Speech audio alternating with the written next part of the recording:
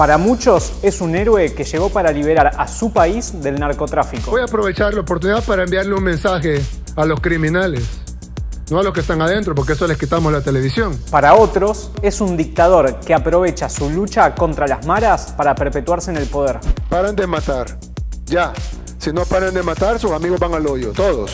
¿Qué le pasa a Bukele con las maras? El Salvador va a volver a ser el líder en la pujanza y en la innovación en Centroamérica, como lo fue en algún tiempo. Con 37 años, Bukele se convirtió en el presidente más joven en toda la historia de El Salvador. Desde ese día le declaró la guerra a la Mara Salvatrucha, una de las organizaciones delictivas más peligrosas del mundo. A los que los tenemos sin colchonetas, durmiendo en el suelo, hacinados, con 2 tiempos de comida.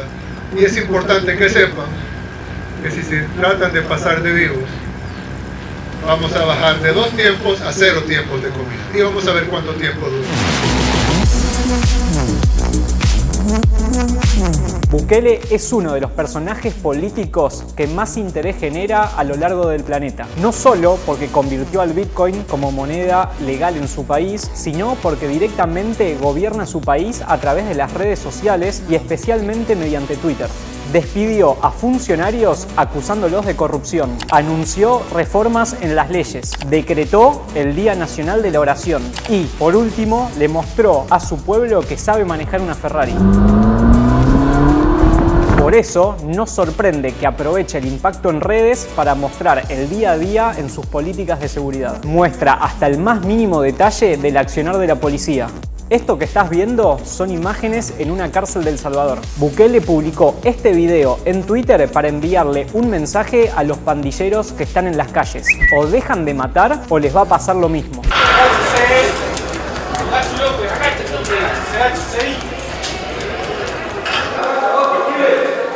Su guerra contra las maras también se libra afuera de las cárceles. Los medios de comunicación en El Salvador tienen prohibido reproducir mensajes de pandilleros y además hay hasta 15 años para aquellos que pinten grafitis reproduciendo mensajes de las maras. Además, el gobierno puede reutilizar los bienes y las armas incautadas al narcotráfico. Si pensaban ellos que se había desatado la fuerza del Estado sobre estos criminales, pues ahora van a ver de verdad lo que significa desatarle la fuerza del Estado a estos criminales. Según Bukele, durante su gobierno ya fueron capturados 15.000 integrantes de las maras y asegura que ese número puede ser aún mayor. Por eso destinó varios millones de dólares a construir esta cárcel, un centro de confinamiento de terrorismo que podrá albergar hasta 40.000 pandilleros. Pero ¿cómo es que el presidente de uno de los países más pobres de Centroamérica llegó a poner en práctica este plan de mano dura? Para responder a esta pregunta hace falta ir unos años atrás. En 1979 estalla en El Salvador una guerra civil en la que mueren cerca de 75.000 personas y otras 15.000 permanecen desaparecidas. Durante esos años de violencia, miles de familias se van de El Salvador y se exilian en Estados Unidos. Eso provoca que en las calles de Los Ángeles y Nueva York los jóvenes de El Salvador tengan que unirse para defenderse del ataque de bandas de otras comunidades. Así surgen entonces las Maras Salvatruchas. En 1992 se firma la paz y muchos de esos jóvenes exiliados regresan al país. Para ese entonces, en El Salvador había mucha pobreza y armas en manos de civiles. Por eso, no extrañó que durante las 2 siguientes décadas El Salvador pasó a ser uno de los países con mayores niveles de violencia. Así, las maras se convirtieron en organizaciones delictivas sanguinarias. Con células en Centroamérica, México y Estados Unidos, las maras se convirtieron en una especie de estado paralelo. Controlan el negocio del narcotráfico, secuestro, robo, contrabando de armas y el asesinato de personas por encargo. Imágenes impresionantes de lo que sucedió ayer en la zona 1 de la ciudad de Guatemala. En una tragedia completa. Todos se enfrentaron a balazos. En los últimos años comenzaron a venderse como mano de obra de los cárteles de México. Bukele les habla a los millennials que crecieron siendo testigos de la inseguridad en las calles de su país. Nayib Bukele, presidente de El Salvador. Gracias. ¡Wow! Yo casi no doy entrevistas, ¿sabes? Ah, eso nos dijeron, eso nos sí, dijeron. No, pero ¿cómo no se les iba a dar a ustedes?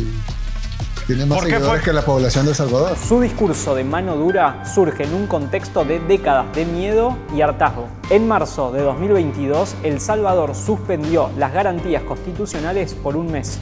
Queda aprobado el proyecto de decreto que contienen régimen de excepción. Aprovechando la mayoría parlamentaria de su partido, Bukele pidió 5 veces la extensión de ese régimen de excepción y desde entonces fueron arrestadas miles de personas sin orden judicial. También hubo una reforma en el Código Penal. La pena máxima de cárcel por pertenecer a una pandilla pasó de 9 a 45 años. Compañeros y compañeras, vamos a dar inicio a este acto.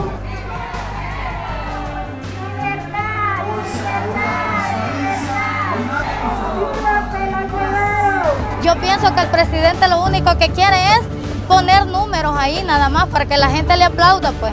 Pero allí adentro hay gente inocente. Los policías se han tomado la ley por sus manos y están sobrepasándose con la población. El gobierno de Bukele está en la mira de organismos internacionales que defienden los derechos humanos. La prensa internacional y el Congreso de Estados Unidos acusan a Bukele de violar los derechos básicos de las personas privadas de su libertad. Y el presidente de El Salvador responde a través de Twitter todos estos cuestionamientos. De hecho, a los organismos de derechos humanos los llama vividores. Y según él, Estados Unidos lo persigue porque le tiene miedo a su proyecto de criptomonedas. Y hay un grupito que se toma ese juguito y que dice, sí, Bukele dictador, Bukele dictador. Pero, ¿qué efectos tuvieron las medidas de Bukele? En poquísimo tiempo, El Salvador ha pasado de ser el país más peligroso del mundo, literalmente, el país más peligroso del mundo, a estar en camino a ser el país más seguro de América. Según fuentes oficiales, el gobierno de Bukele logró disminuir hasta 6 veces la tasa anual de homicidios. El periodismo que no está alineado con el gobierno y la prensa internacional descreen de estas estadísticas. En cambio, otros reconocen que bajaron los homicidios, pero no se lo atribuyen a estas políticas de Estado. Nayib Bukele aumenta su poder en El Salvador. Los partidos aliados del presidente arrasaron en las elecciones legislativas y municipales del domingo.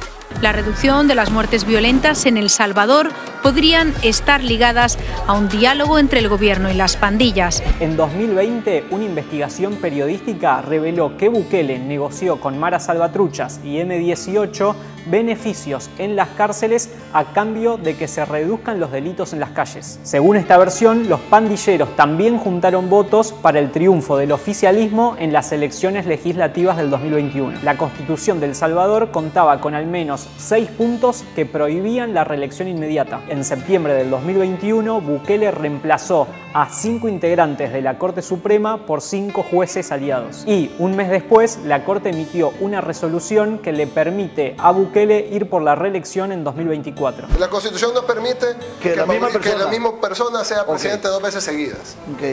Puede ser presidente 80 veces si quiere, pero no seguidas. Entonces, eso es para garantizar que no se mantenga en el poder y que él ocupe su poder para quedarse en el poder. ¿Qué le pasa a Bukele con las maras? El presidente de El Salvador sabe que las pandillas son una de las principales amenazas de su carrera política.